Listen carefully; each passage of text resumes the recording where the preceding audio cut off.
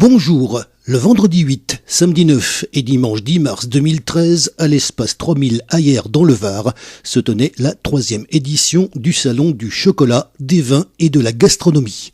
Voici l'interview de Corinne Englebert où nous allons parler de chocolat. Alors, nous sommes le dimanche 10 mars 2013, retour à l'espace 3000 alors qu'on y était hier, samedi.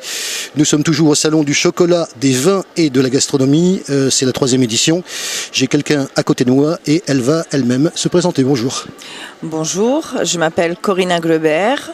Je suis vendeuse pour un jeune artisan de 30 ans du Lot-et-Garonne qui nous fait des produits à l'ancienne, qui va chercher son chocolat au fondoir, qui mélange tout en bassine, ses arômes, ses fruits secs.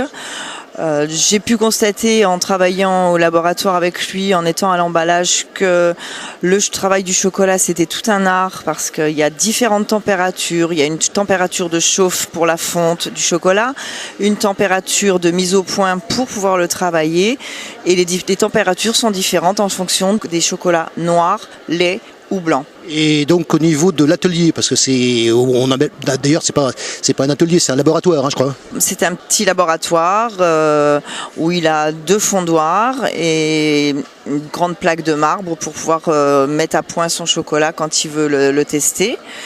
C'est vraiment une production fait main. Le jeune nous fait encore tout ce qui est bonbons, chocolat avec des caramels mous ou du spéculoos. C'est fait en poche à douille. Il fait une première partie, il prépare ses socles pour les bonbons.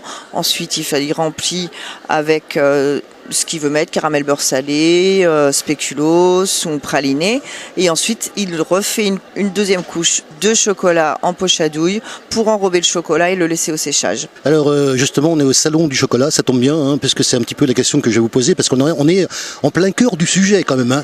Voilà, parce que moi j'ai interviewé donc l'organisateur, les écrivains, mais on est quand même au salon du chocolat.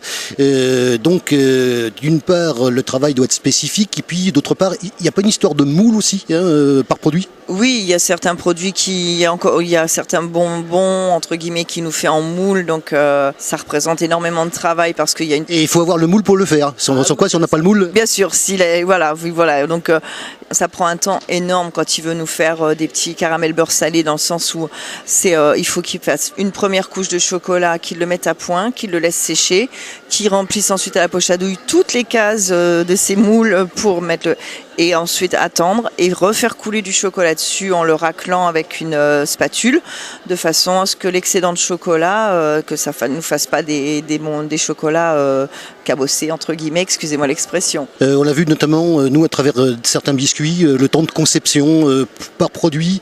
D'abord, ça demande combien de temps et on en fait combien, quelle quantité en une seule fois? Au niveau quantité, j'arrive pas à définir parce que c'est énorme. Je veux dire. On fait produit par produit ou on peut en faire plusieurs à la fois? Non, il fait produit par produit parce que s'il se met par exemple à faire, travailler sur un chocolat noir pour une sorte de bonbon chocolat et qui doit en même temps faire une sorte en lait, non, il passe tout ce qu'il doit faire en noir, il le fait d'un coup.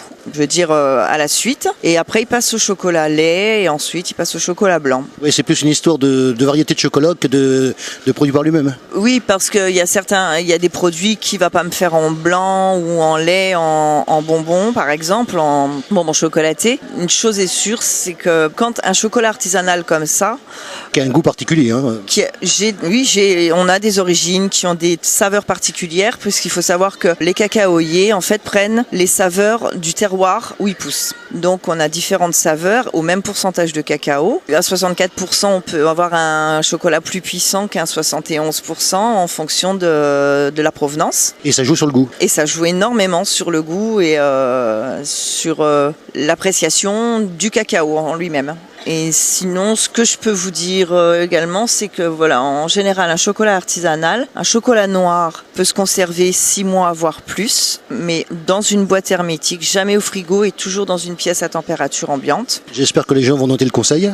Une boîte hermétique plastique, parce que si on met dans une boîte en métal, l'air passe et l'humidité va ressortir, ce qui fait que le beurre de cacao va remonter en surface et va blanchir le chocolat et le chocolat va perdre tous ses arômes. Alors le produit peut se garder combien de temps dans ces conditions-là? Donc le noir se conserve plus de 6 mois en étant bien vigilant au niveau de la conservation.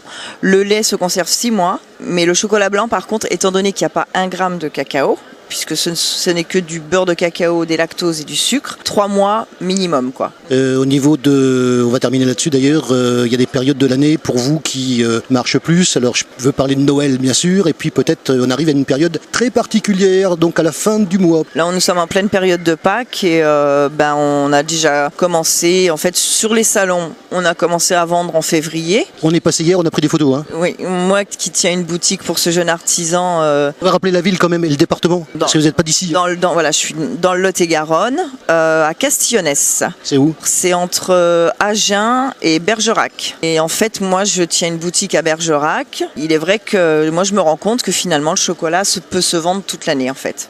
À petite quantité, on a la possibilité, il n'y a pas de souci, de faire toujours plaisir. Bon, c'est sûr qu'on a eu la saison de Noël qui a été rude. J'ai eu la Saint-Valentin, donc automatiquement, il a fait des produits pour la Saint-Valentin. J'ai eu des produits pour la fête des grands-mères. Ça paraît pas, hein. Non, mais voilà, le jeune c'est un passionné, je veux dire, il passe sa vie quoi dans son labo pratiquement, hein. C'est vraiment un passionné. Là on est en plein dans Pâques, donc j'ai la boutique remplie de moulages et puis toujours de chocolat en vrac, en plaque à la casse ou des bonbons faits main en vrac également. On va terminer là-dessus, on se rencontre nous justement dans ce salon du chocolat. Le fait de justement pour vous qui venez de l'extérieur du département du Var, de participer à un salon comme celui-là, quelles retombées vous en attendez? Les retombées, en fait, on les connaît un petit peu puisque je l'ai déjà fait, ce salon. Ah, intéressant. Hein. Combien de fois? Je l'ai fait une fois, la première année. Et ça vous a aidé l'envie de revenir? Disons que c'est en fonction de comme on a fonctionné et puis ça a bien tourné, donc on revient tous les ans. C'est l'organisateur parce qu'il va certainement réécouter ça, il va être content d'entendre ça de la part d'un de ses exposants. Et si vous voulez, en fait, le jeune, même si comme il vient d'investir dans une boutique, il continue à faire les salons sur toute la France. Donc on va de Lille à Marseille, on va en Bretagne, on retourne en Lorraine, voilà. Donc les voyages forment la jeunesse. Oui, mais c'est aussi un petit peu épuisant là, les heures de route. Voilà, c'est tout. Mais même les salons, hein, j'en sais quelque chose. Hein. Oui, c'est sûr que c'est fatigant, mais on sait pourquoi on le fait. On le fait pour un jeune artisan. Quel contact vous avez justement avec les gens qui viennent vous voir sur votre stand? Moi j'ai toujours un très bon contact, c'est-à-dire que moi je suis quelqu'un de très sociable et n'ayant pas de formation en vente, étant en reconversion professionnelle depuis 4 ans avec ce jeune homme, en fait je reste naturelle et finalement ça passe quoi. Voilà, j'ai un petit coup. Ça passe très bien, je peux vous le dire. Merci beaucoup. De la part d'un connaisseur. Hein. Merci. C'est vrai que je suis assez joviale, j'aime bien plaisanter et avec les personnes de tout âge et ça passe très très bien. Merci infiniment. Très belle interview. Merci beaucoup. Un interview ô combien intéressant car il s'agit d'un exposant du Tarn-et-Garonne qui vient donc de l'extérieur du département du Var. Elle nous explique pourquoi elle est déjà venue dans ce salon et pourquoi elle y revient. Témoignage intéressant. Merci donc à Corinne pour la qualité de son interview. Retrouvez désormais nos sujets sur la chaîne YouTube KXTC Podcast, sur le site internet www.lesud83fr/levarois rubrique radio et sur notre site internet www.kxtc-podcast.fr.nf rubrique radio. Consultez en particulier sur ce site la rubrique Qui sommes-nous? Tout est expliqué en détail. Je vous souhaite une excellente fin de matinée et je vous retrouve très très vite sur KXTC Podcast.